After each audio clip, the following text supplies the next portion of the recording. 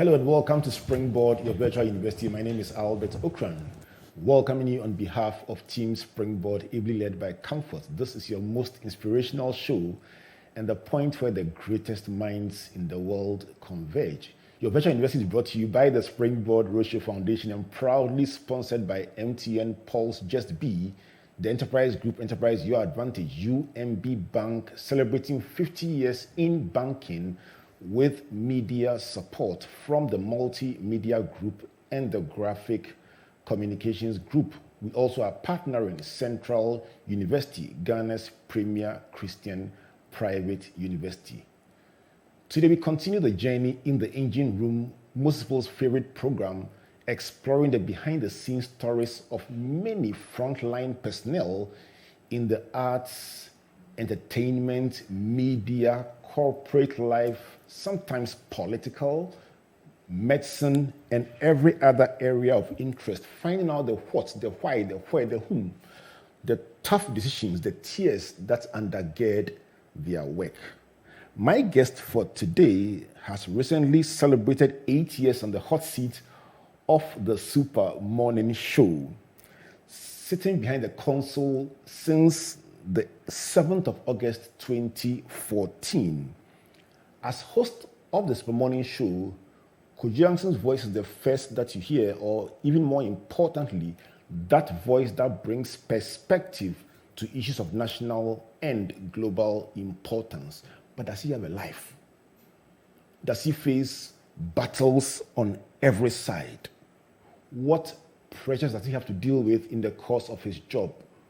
And what don't we see when he smiles behind the console? Kojo, good to see you. The pleasure is all mine. Looking forward to this.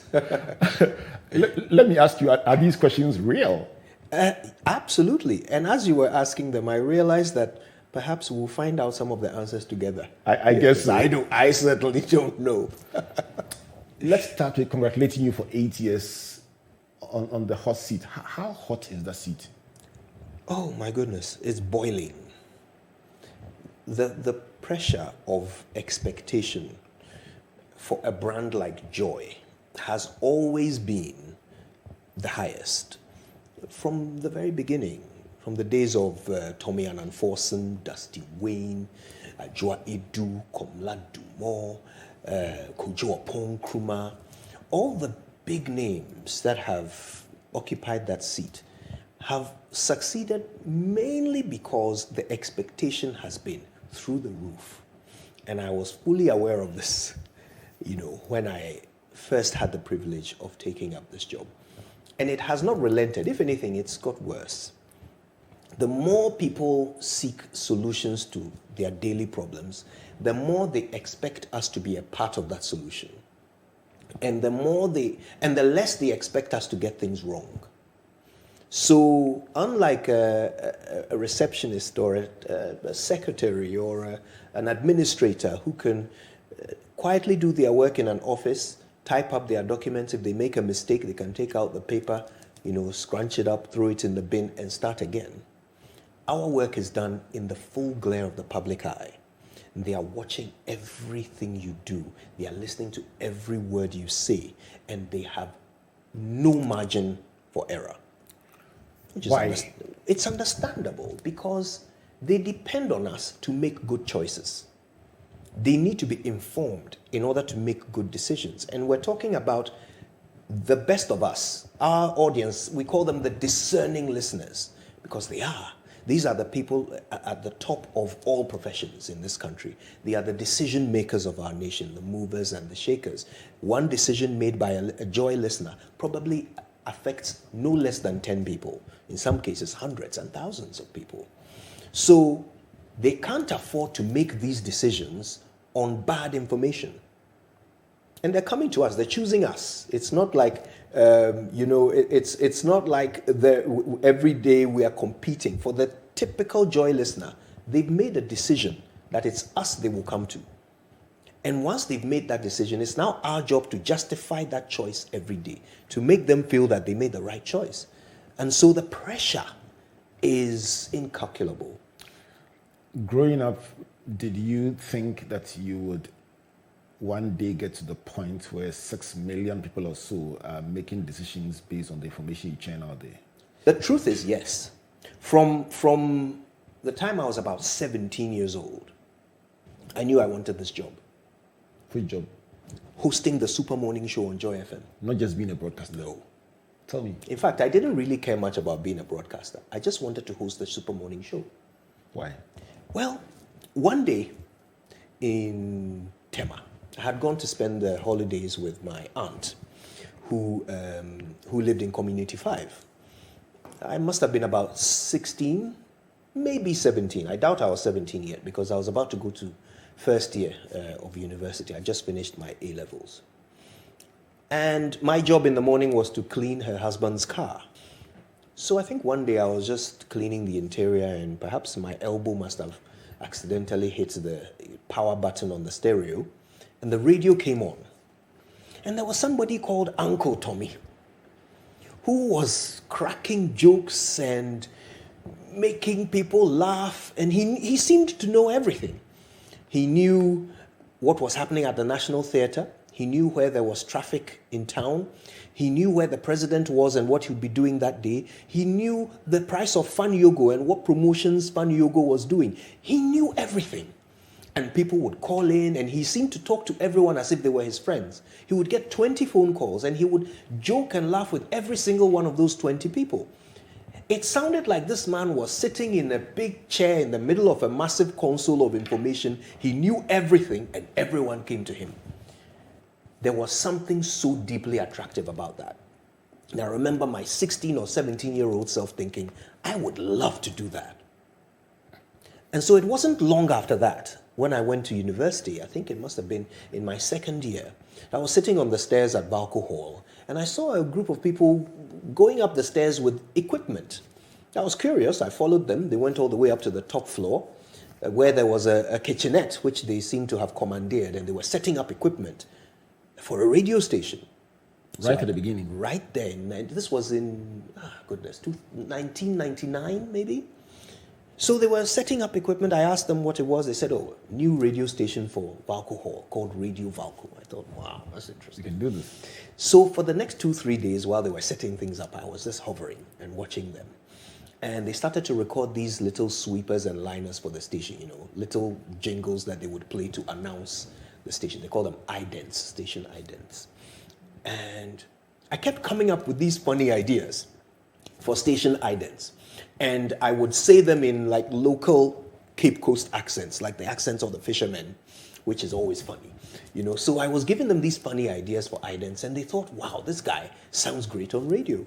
Would you like to join us? Would you like to be a presenter? And I thought, only if you let me do the morning show. So I guess I was the first to audition for the morning show. Nobody else did after me. Wow. And so I got the job. So for 3 years, from my second year till when I left, I hosted the morning show on Valco Radio. But guess what? During my commercial breaks, I had this little transistor radio that I would put on the top louver blade of the studio and tilt the angle of the antenna to a certain degree so I could catch Joy FM in Accra and listen to Komla Dumo, who had then taken over from Tommy and Anforsen. So during my commercial breaks, I'd listen to Joy. And then I'd come back, switch on the microphone, and do the morning show in Cape Coast. So, my fixation with Joy never left. The only reason why I was at Radio Valco was because I hoped to be the host of the Super Morning Show one day. That's a beautiful story you tell, because for everyone, if I may use the word, the ultimate that you desire will not come on a plate for you right at the inception. So you were saying that, and there's nothing wrong with doing that, starting from somewhere with a certain outcome in mind and progressively working towards that. I like the way you described Tommy and Anforsen. It's a very beautiful description. You're saying that the man was almost like everybody's friend, and he had a way of connecting with everybody. Somebody else who does that so well? Tell me. Auntie Joyce Ayi. Absolutely. It's a miracle. She's just a walking miracle. Everyone I meet says, I have a special relationship with her, and they are right. It's true. It's true. Think about how that. she manages it. Think about that. Yeah. I think I'm her best friend. Yes, I'm completely wrong, clearly. It's a skill and an anointing. Seriously. Yeah. So that's what you liked about Tommy. I loved that about him. And then the fact that he knew everything. Yeah. From Fine You Go to what? Fine, you go to National Theatre. He just seemed to he seemed to have his pulse on everything. Right. And I absolutely wanted to be that. So Tommy first, and then while you were at Valco monitoring Komla, who's probably a larger than life character that has come to symbolize the very best of the Spring Morning show for many people. Yeah. Then you ended up in London. What happened? Well, I finished university and went off to England. That had always been the plan. I wanted to go and spend some time there, study and work and so forth. But even there, I still wanted to do broadcasting. So I remember applying for several jobs in broadcasting. I went to the BBC, to Channel 4, to ITV. I applied for jobs which later turned out to be internships, unpaid internships. Oh, so you got to do broadcasting? Actually, no, I didn't. Because as soon as I realized they were internships, I backed out. Really? Well, I had to eat somehow. And these internships, I mean, in the BBC, they will not pay you to be an intern. You are getting so much out of just being around these people that you're not going to get a salary on top of it as an intern. So they expected you to do that for a period of time before you would even be considered for employment. And I knew I wouldn't survive if I didn't have a source of income. And this would be a full-on, full-time job. So on 2 occasions, I got shortlisted, and then I just backed out when I was told the terms and conditions that I would have to, work without pay. So for many years, I actually abandoned, or let's say shelved, my plans to be a broadcaster. But even in those fallow years, there was something I used to do. And this is probably the first time I'm admitting this. I love those admissions. I used to tune in and listen to Komla and later Kojo Nkrumah hosting the Super Morning Show. And I would be lying in my bed, listening to them, and imagining how I would do it. So I would hear Kojo Nkrumah, for example, delivering some information about, some new tariff that was, going to be implemented by government. I would take in all the information, and then during the commercial break, I would lie in bed and recite it as if I was presenting the show. How would I have given out that information? So I always fancied myself in the role, even when I felt like I was so far away from it. So you might say that even though I never knew when I'd get it, I was still preparing for it. But that's very interesting. What kept driving you as you worked your way, even 6,000 kilometers away, worked your way into your dream job? What kept pushing you? It was the only thing I had discovered I loved. I found that I was capable in many things, but it was the only thing I found that I loved. And it just made it different for me. At the time, I was training to become a town planner. I was in university, I was studying estate development. Eventually, I became a town planner, or as they call them, an urban architect. But much as I was good at it, my love was elsewhere. And it just never went away. Maybe it's because I found it difficult to do things that I don't love. Let me come to that. How critical is it to love what you do in any field of endeavor? Broadcasting is one, but for anybody seeking to be at the very top of your field, how critical is it to really love what you do? Well, I can speak for myself. I remember when I was in secondary school. In the old system, you either do you do your O levels and then you go and do the A levels. Now, before you write your O levels, when you get to Form 3, which today would be JHS 3, you have to choose between arts, business, and science. Now, in fact, for science students, you don't make the choice. If you are in the top 30% of the class, you will be chosen to be a science student. Then the rest have to struggle for the rest. In our time, I thought it was a distinct. Absolutely, yeah. It was a very big tradition. Yeah, it was the same in St. Augustine's. So I was in the top 30%. I was one of the best students in my class. So naturally, I was selected for science. This was, of course, part of the grand cosmic plan. My father wanted me to be a doctor. In fact, he was fanatical about it. He used to introduce me to his friends when I was 5 years old as a future doctor. So it was just an automatic expectation in my house that I would become a doctor. I later learned that it was because he wanted to be a doctor, but he was afraid of blood. Oh, doesn't matter. Yeah. So it was expected of me. But I hated maths with a passion. I mean, I would pass the exam, but I hated it. I mean, I would sit in maths class and it was like I was being stabbed. Every time they put up an equation on the board and I had to work my mind around, it was just, it wasn't impossible. It was just too painful and I hated it. So I didn't want to do it. If there was any class I wanted to skip, it was maths. So when at Form 3, we were supposed to choose between arts, business, and science, and my name was put in the science class, I went and changed it to arts because I love literature. Right. So I changed it to arts, and I couldn't tell my parents until Form 5. So I went for 2 years with my parents thinking that I was a science student. They were buying me science textbooks, Really? and then I would go and buy arts textbooks. They didn't see your report. You see, that was the funny thing. So when my reports came in, my father was interested in how I did in maths, English, and General science. So I would give him those, and then he would ask, how about the other subjects? How are you doing with this? How are you doing with that? And I'd say, fine.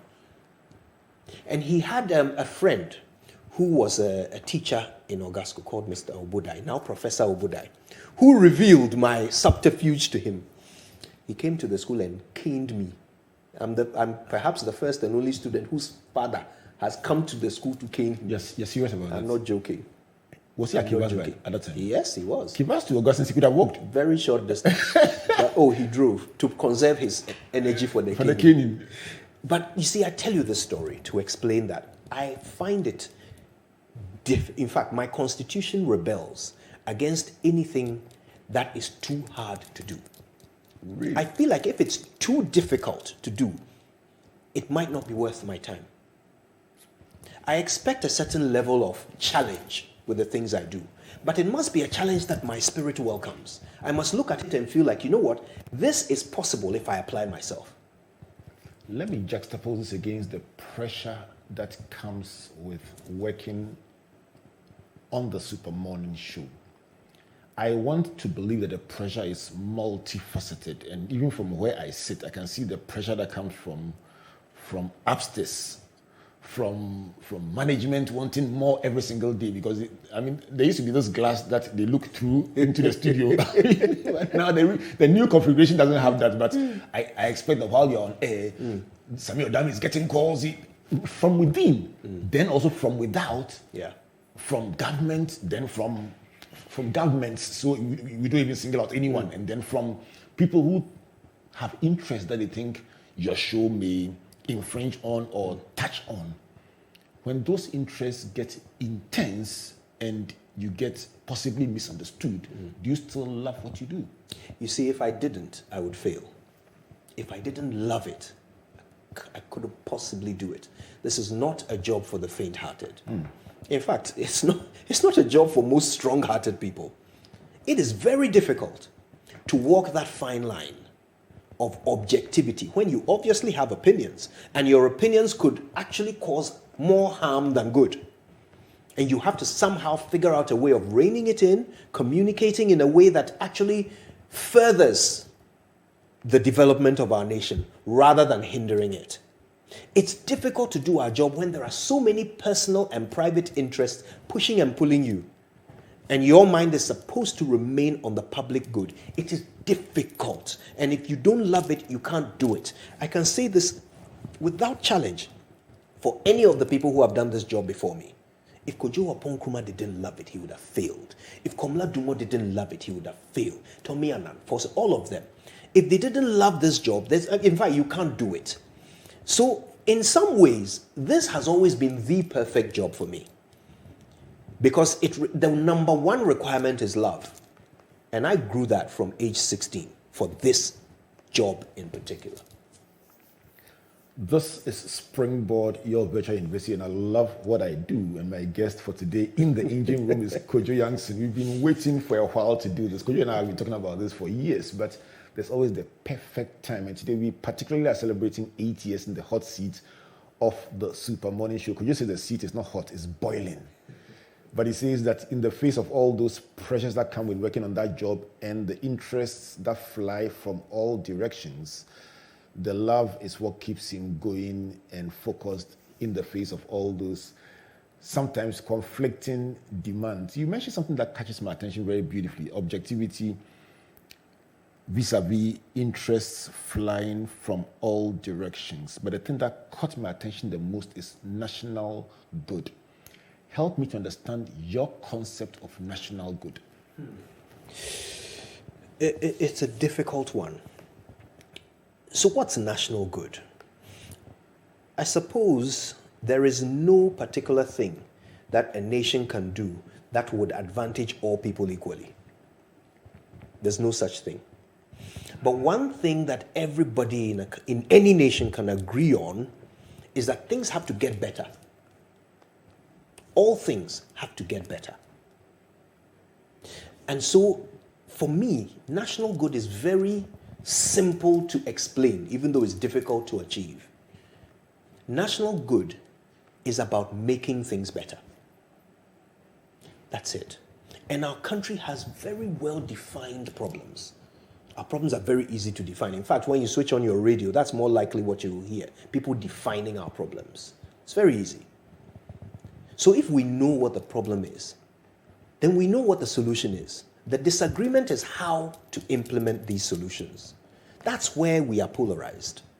Everybody wants things to be better. Doesn't matter which party you belong to, doesn't matter which football team you support or which church you go to. You want things to be better. That's the one thing we can all agree on. So that is national good. That is I'll even call it public good because it transcends nations. But it is a good that we can all agree on. The things that combat against it are personal interest. That is the biggest enemy of public good. Help me understand. Anytime something seems like the obvious solution, but it does not get implemented, it's because somebody benefits privately from the problem. And the reason why in our country we struggle so much to develop is because those who benefit privately from the problem are the same people that we have employed to solve the problem. And we have given them carte blanche. We have a presidency that has so much power.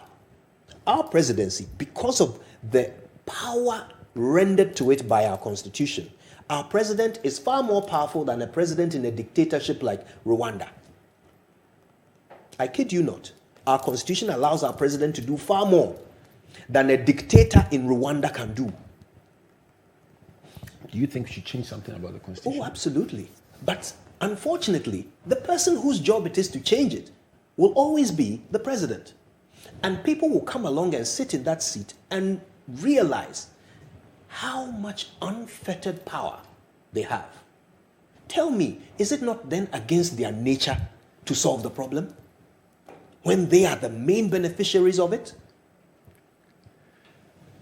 This is Springboard, unpacking the thinking, the ideas, the motivation, the inspiration, the drive, the passion, the love of Kojo Yankson, host of the Super Morning Show for the past 8 years. He's done other shows like the AM show, like the Auto Show, and one interesting one that is gradually unpacking that will be revealed one of these days. But we're trying to find out what inspires him, what drives him. And I'm going to come back from this break. I'm going to find out when he gets misunderstood, when he gets into battles that he didn't plan for in the morning when he woke up. What does he do? And that's when it's going to get extremely interesting. This program is brought to you by the Springboard Roadshow Foundation and proudly sponsored by MTN Pulse, Just Be, the Enterprise Group, Enterprise Your Advantage, UMB Bank, celebrating 50 years in banking with the undergirding support of the Multimedia Group and the Graphic Communications Group. On page 18 this Tuesday, the full story of Kojo Yankson is going to be unpacked. Also on My Joy Online and springboard.com.gh, the full transcript of everything Kojo has said. Get it, get your friends to read it, and love it and like it and share it. We also are partnered by the Central University, Ghana's premier private Christian university. Let's take a break. When we come back, let's get deeper into the boiling seat of Kojo Yankson. Please don't go away.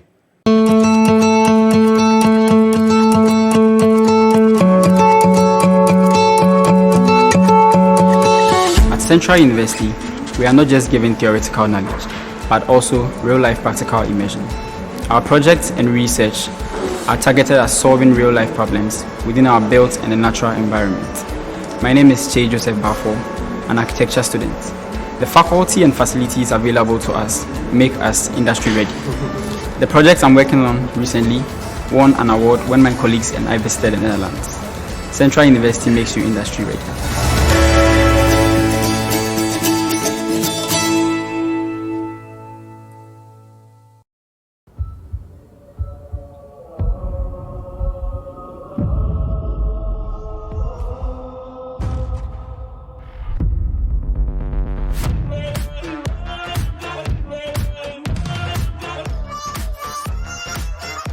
Some of that, some of this, some of that. Give me some of that, some of this, some of that. 1, 2, 3,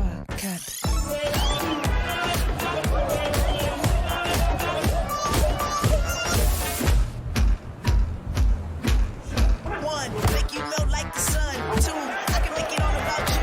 3, you should make it all about me. 4, yeah, I think I like that more.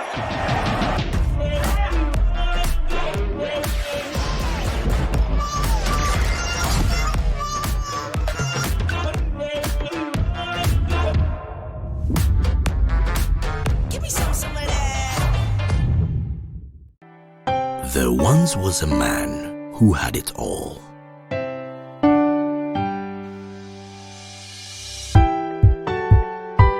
He had skill, he had charisma.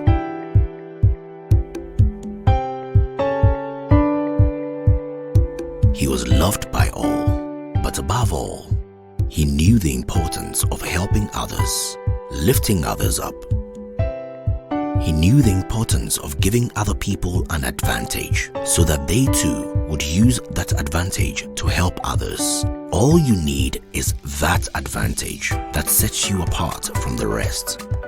And when you discover that advantage, life's challenges don't seem so daunting anymore. That's where we come in. Enterprise, your advantage. UMB was established in 1972 as the premier bank for the corporate and private sector in Ghana. From our very beginning, as the only Ghanaian bank serving all categories of businesses, we set a standard for excellence and innovation. Over the past 45 years, we've built a financially healthy and strong bank, demonstrated our commitment to our customers and to growing businesses, and exhibited originality and innovation at every turn. At UMB, our focus is built around people, service, products and technology.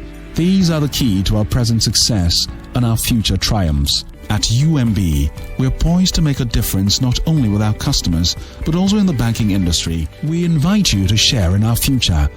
Our future starts now with you.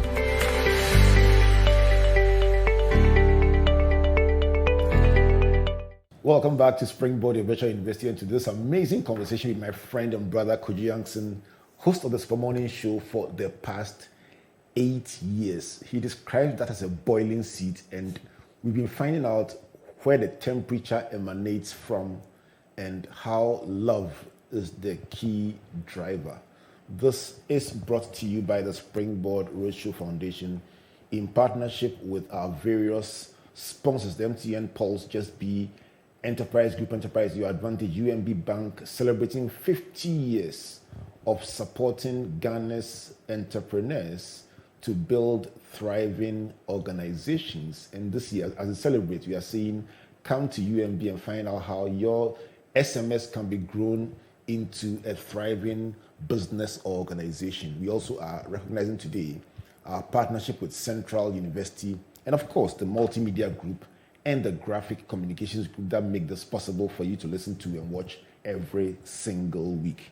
Kojo has been sharing with us about the weight of responsibility Number 2, hosting the SMS and wanting to do that since he was 17 when he stumbled upon Tommy Anamfosin, who knew the price of yogurt as well as big-time national issues and seemed to be nice to everyone who called into the show. The third was about being there at the inception of Valco and helping to do station idents and then going on to host the Super Morning or the morning show on Valco Radio at the University of Cape Coast. The fourth was about time in London, applying to broadcasting houses like the ITV, BBC, and finding out when you were shortlisted that it was going to be full-time internship, unpaid internship, and back it down. If there was some small alawa, would you have done it? Oh, I think I would have. If I could pay my rent. If you could do something, because I just think that the internship at the BBC would have added something additional to what you do at the time. Yes. So how do you balance that with the fact that actually you also had to eat and therefore you had to run away? But God has a plan for everything. I may not have come back if I had ended up, at the BBC. But God had a different plan, clearly. I'll talk about God when I come back, when I finish this summary. So the fifth was about rehearsals, lying in bed and repeating what Komla Dubo and Kojo Yankson had said, and trying to add your own style to say, what would I do differently if I got a chance? The sixth was about love. Big one, very big one, that you are capable of different things, but broadcasting is what you love. And if you didn't love it, you couldn't have done it. That's a big one. The seventh is about parental expectation. And that's the funniest, of course, about your father wanted you to be a doctor because he hadn't. What do you lecture in? Marine biology. In fact, he passed away last year, and he Sorry about that. At the time of his death, was one of the world's leading, if not the world's leading, expert on shellfish. Shellfish, Yes. marine biology. Marine biology. So he was at the top of his field, profession. but he wanted to be a doctor. He wanted to be a With the doctor. benefit of hindsight, he went where he should have been anyway. Yeah, God has a plan, right? Yeah, keeps coming up and it's so clear. Yeah. But he wanted you to do what he couldn't have done, like most did. parents end up doing. And I swerved him. And you swerved him and he killed you. Yeah. Publicly. So all Augusto O students, what year group? 94. All Augusto 94 year group, mates of Kojo Yankson listening right now, please, if you have in any way a picture of when Kojo was being killed, it's a priceless national asset. Let us have it. We will relive the moment when Thank God when there were Prof no was mobile killing. phones at the time. You know what? Someone would have streamed it live to the whole world. The eighth was about objectivity and how difficult it is to be objective when you have your own opinions and also have different interests flying at you. The ninth is about public good. Nice one. You said there's nothing the nation can do that will benefit everyone, but at least what we do must make life better. And you see, we often agree on our problems and sometimes even the solutions, but the how is where we get polarized. The 10th one is about personal interest, which you describe as the greatest enemy to public good. And in your opinion, you see, whenever something that is so beneficial doesn't get done, is because somebody who has some power or the decision-making opportunity has an interest that runs contrary to that good thing. And very often they're the ones who also have the responsibility to make things good for all of us. Very big point. Could you let's talk about being misunderstood? Because that's a big part of what you do. Yeah. Do you sometimes feel that you wish you could explain to people why you do what you do so they understand that you are seeking public good? It's the biggest irony of our job, that even though we are the custodians of the microphone, we don't have the opportunity to use it for our personal benefit. We don't have the opportunity to use it to advertise our own intent. We have to be a conduit of other people's thoughts and ideas, and we have to be a moderator of other people's conversations. Yes, we make a valuable contribution to those conversations, but it can never be about us. And so we are the first people to be misunderstood. If you come on my show and I put out something you said and I put it out wrong, you can compel me to go and correct it. You can compel me to give you the platform again to correct yourself or to fix something you did wrong. But I don't always have the opportunity to do that for myself because it's not about me. And that's what people don't realize. They think that when we have these platforms, we can use them to our advantage. Actually, you can't. If we do that, it's not sustainable and we would lose our position with the public because they expect us to work on their behalf, not on our own behalf. So getting misunderstood is part of the course. It's part of the job. So what do you do when you feel you are misunderstood? You keep quiet, you pray. What do you do? I want to get behind. Don't give me a very politically correct answer. What do you do when you feel misunderstood? Do you get angry? Do you talk to friends? Do you cry? Do you rant? I think it depends on who misunderstands me. Tell me. So I can be misunderstood by several people. I could be misunderstood by my audience. Could be misunderstood by my guests, my panelists, my colleagues. The scope is wide. Depending on who it is, that will determine how I react. So, for example, if somebody I don't know, someone I've never met, decides to say something or misrepresent something I've said on social media, and they go out and put up a post. So Kojo Yankson says this, that guy, or he's NPP or he's NDC, or that guy, he's corrupt or whatever. And they are saying this because they've misinterpreted or misunderstood something that we've done on the show.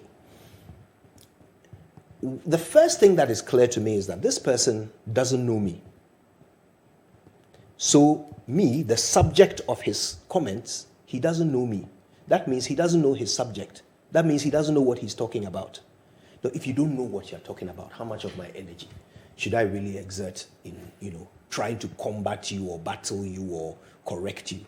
So if you don't know me, I'm not likely to exert any energy at all in, pursuing a debate to come and chase you to correct myself.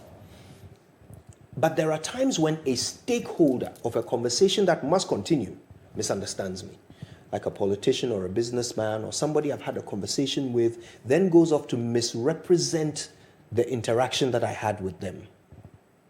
That is of concern. Or if my entire audience gets the wrong end of the stick in something I've said, that is also a big concern. And there are examples. Give me one.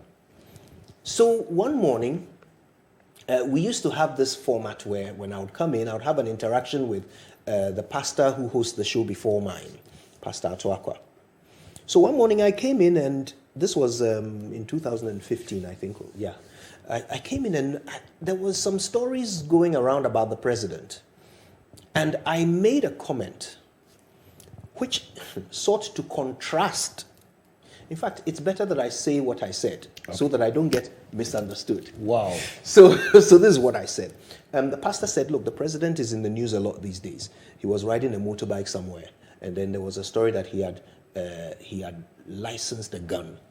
And then, of course, there was the big story about the Ford gift that had, bribe that he had collected.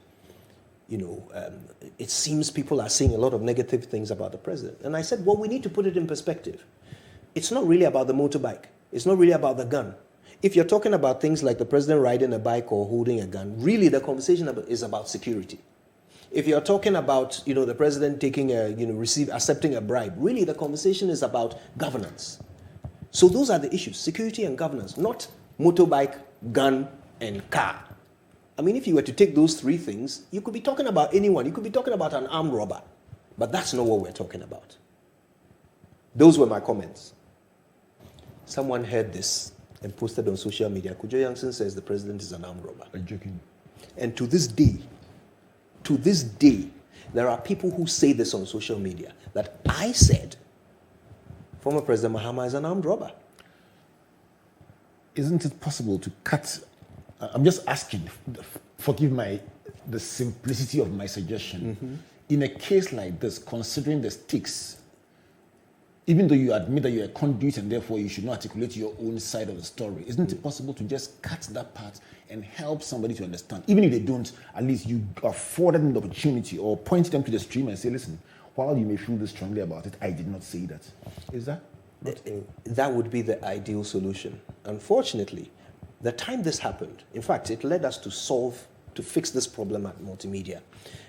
At that time, we had a certain format for recording shows. We record from the beginning to the sign-off, and you would time the recording as such. So you would stop it at the sign-off. Oh, don't tell me that one. Of course. So my show was supposed to start at 6 a.m.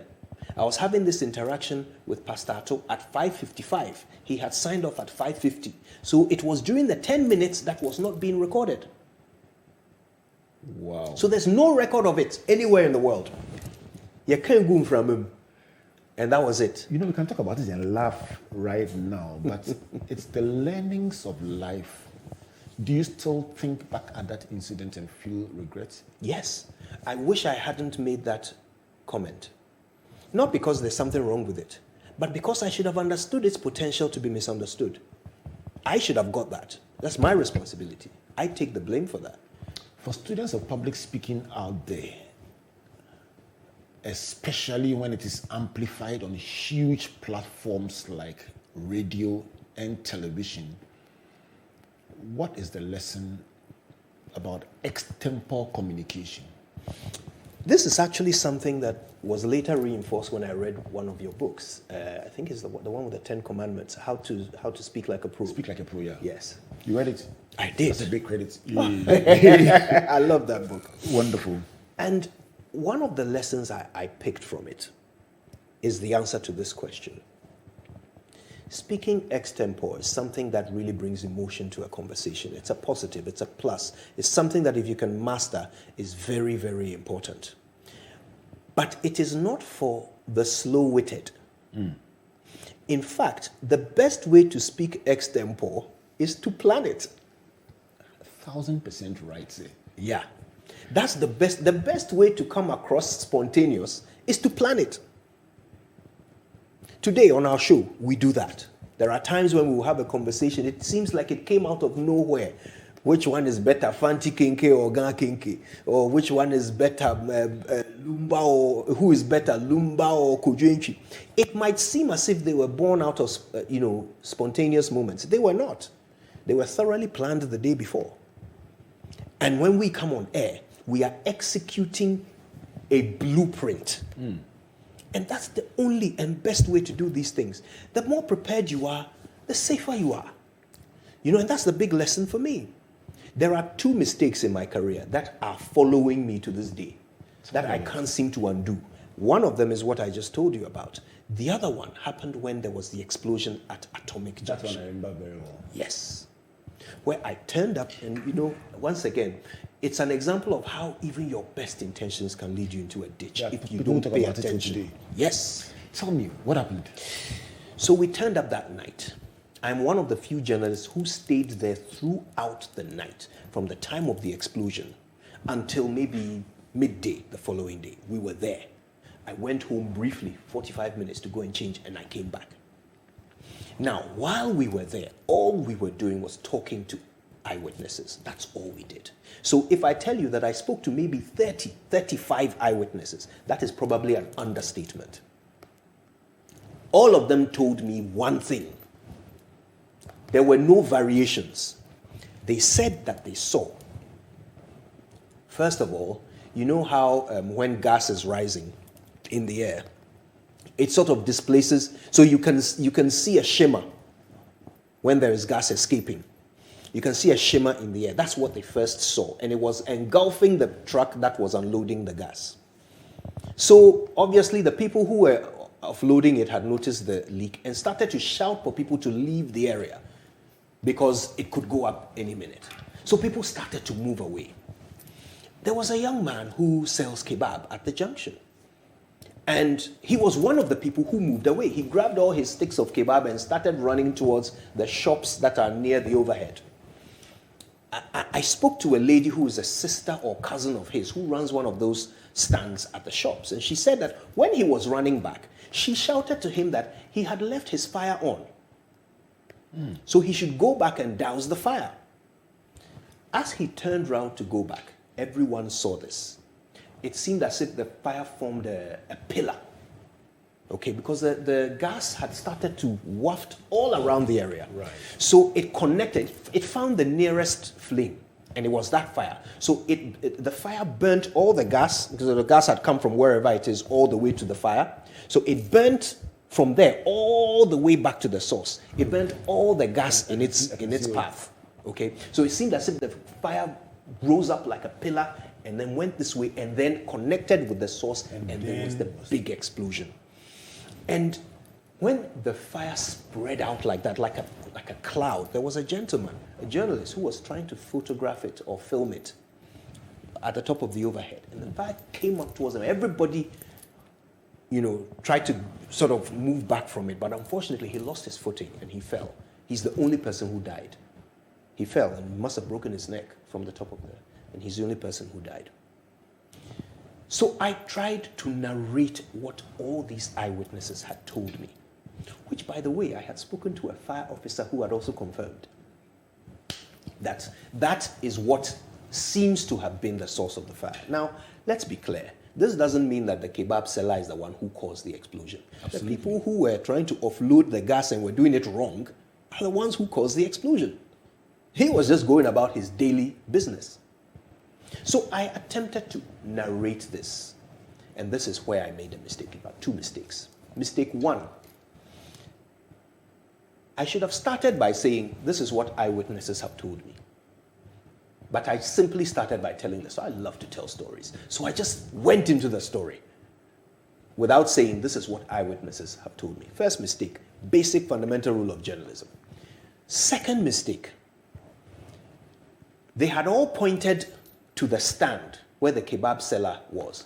Right next to it was a stand where a roasted plantain seller operates. She hadn't even come to work that day, so her stand was covered. There was a stone on top of it. I had mistaken that for the kebab seller stand, which had blown up, so it was lying on its side somewhere. I didn't even see it. I thought the one there with the stone on top of it was his stand. So in all my descriptions, I pointed to it. That was not it. So naturally, on social media, there were two things for people to pick at. Two mistakes. And they justly picked at it and pointed out what was wrong with my explanation. To this day, people make jokes about it. Somebody took a picture of me and put me in a fire uniform like a fire officer, Kojo Yankson. To this day, people make jokes about chichinga when they speak to me, and I take it in good humor. What was the lowest moment in all this? I think it was when it was clear that people were very pleased that I had stumbled. Why? I don't know. But I suppose it makes sense.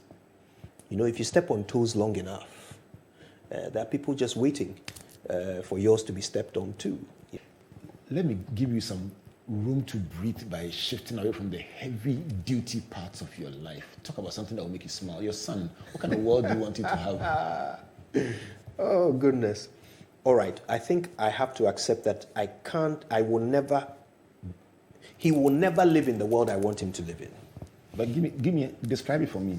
What I would like for my son is a world in which he's judged by his efforts, he's judged by his merits, he's loved because he's a human being, where he's allowed to make mistakes and learn from them, and when he does well, it is acknowledged. I would love for him to grow up in a world where people don't consider him their enemy because he has different views. I would love for him to grow up in a world where if he works hard, it is rewarded. And if he's given responsibility, he's expected to use it for the greater good. And he will not be laughed at for being honest and not enriching himself. I would love my son to grow up in a world where he can do whatever he sets his mind to. Because he is very, very smart. He's very intelligent. There are a million things he could do and do well. I would love for him to be able to explore all of his dreams. That's the world I would love him to live in. I have come to acknowledge that he won't have that world. So I'm raising him to live in the world he will live in. He will grow up to live in. That world of hardship. That world where you are not given opportunities based on merit. That world where you are expected to fight and claw for everything. That world where the only way you can live a virtuous life and get away with it is if you do it for the benefit of others. So that's the life I'm growing him or raising him to live. And so far, so good. I like the smile that comes on your face when you talk about yourself. It's almost a combination of a smile and tears. I don't know if it's a contradiction, but... Yeah, I know what you mean. You're very passionate about your son. I love my son so much. He's the best thing I've ever done. And I feel like if I fail at everything and I still manage, along with his mother, to make him into a good human being, I will die happy. Say this again, please. If I fail at everything, but along with his mother, I succeed in making him a good human being, I will die happy. That's a very strong statement. Stronger than even what you said about your love for the Super Morning Show and your love for the work. I interviewed Catherine Krobeduse, who said that take away every achievement of mine, take away every business success of mine. Parenthood is my biggest achievement. Would you align with those thoughts? 100%. Why? 100%. Because it's not a job, it's not a vocation, it's a purpose. It's a purpose. It's one, you know how they always say that, there are two important days in your life, the day you were born and the day you discover why. He's why. You know, whatever he will become in the future, it's up to us as his parents. And so I take full responsibility for his future glory. You know, and that is not a job. It's not something that you do and then take a break and go and rest and come back and then you get remuneration for it. It's not. It's a purpose. It's the reason for everything I do. If I'm going to succeed in my career, it's because I want to set a good example for my son. You know, if I'm going to live in harmony with others, it's because I want my son to live in harmony. If I'm going to make friends, it's because I want my son to benefit. Everything I do is for him. I tell you what, I would have loved to explore your love for Swansea Football Club. I would have loved to explore your love for photography and then your love for fashion. Yeah. But there's one thing I can't let you leave without, and that is your faith. Tell me about your faith. This is my position. Yes, this is who I am. You'll hear people say to you, I'm a Christian, or I'm a very spiritual person, or people have very nice ways of describing who they are when it comes to faith. Mine is, I'm a sinner. That's who I am. I'm a sinner. So my entire existence is a battle for grace. I'm seeking it. It's there for me, I know. So I'm seeking it. And I'm seeking to be worthy of it. That's it. I believe in Jesus Christ. I believe that he was sacrificed to redeem me. And that is an ongoing relationship. That's an ongoing relationship. That's what they call eternal life. It's not, dying and going to heaven. But it's that relationship with Jesus Christ. The reason why even I can hold my head up high among humans. You know what?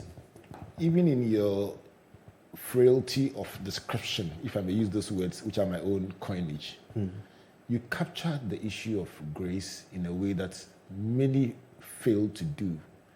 And I'll tell you why. A friend of mine, when you ask him, then you are a fancy man, yes. So let me go that way. Yes. If you send out then consider. Oh, it's a beautiful one. Yeah. Good evening to you, Niyama Ishen from here. He says, consider. Yes. And you see that is the reason. And for those who don't understand the heavenly language of Fanti, it simply means that when you ask him, how are you? He will say, God is continually considering us.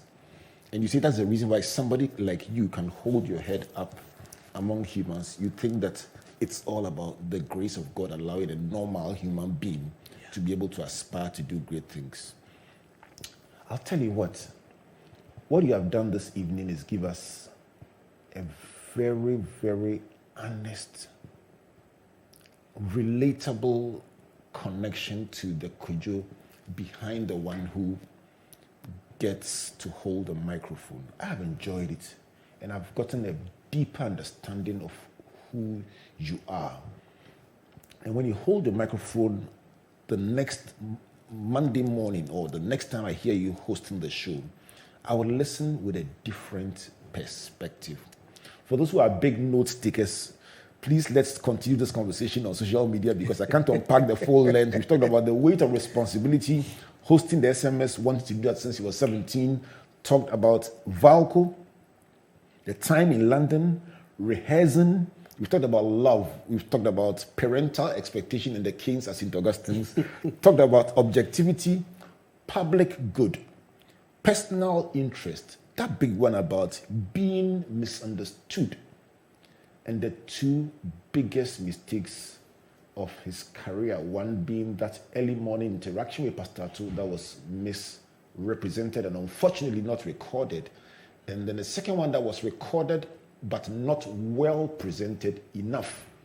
Two things that will live with him for the rest of his life, but which have provided priceless training and education for him. He says, speaking extempore brings emotion and spontaneity, but the best is to plan that extempore. And he says, as a people, sometimes we descend to the basest parts of ourselves and really rejoice when somebody is down and somebody seems to have been kicked, and that part of us is not the very best of us.